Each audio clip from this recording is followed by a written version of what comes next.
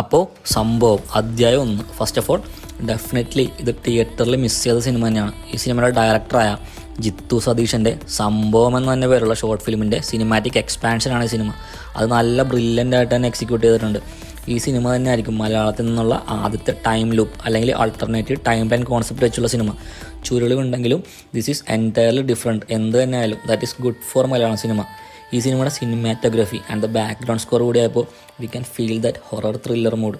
ഈ സിനിമ കണ്ടു കഴിഞ്ഞപ്പോൾ എനിക്ക് ഫീൽ ചെയ്തത് ഇതൊരു വലിയ സ്കെയിലിൽ അല്ലെങ്കിൽ ഒരു വലിയ പ്രൊഡക്ഷൻ ഹൗസാണ് ഇത് ബാക്കപ്പ് ചെയ്തിരുന്നാൽ ഹ്യൂജ് സക്സസ് ആയെന്നാണ്. അടുത്തതിൽ അവരതെല്ലാം തിരുത്തുമെന്ന് പ്രതീക്ഷിക്കാം. കാരണം അധ്യായം 1 തന്നെ അധ്യായം 2, 3 ഒക്കെയുള്ള സ്കോപ്പ് അതിൽ തുറന്നിട്ടിട്ടുണ്ട്. അത്രയ്ക്കും പൊട്ടൻഷ്യൽ ഈ സിനിമയുടെ സ്റ്റോറി ലൈനിലുണ്ട്. ഓഫ് കോഴ്സ് അസ്കർ അലി നല്ല രീതിയിൽ തന്നെ അഭിനയിച്ചിട്ടുണ്ട്. ബട്ട് ചില സ്ഥലത്ത് പല ഇമോഷൻസും മിസ്സിങ് ആയ പോലെ തോന്നിപ്പോകുന്നുണ്ട്. Overall it's a good to watch. Cinema ഇപ്പോൾ ഹോട്ട്സ്റ്റാറിൽ അവൈലബിൾ ആണ്. Okay, by.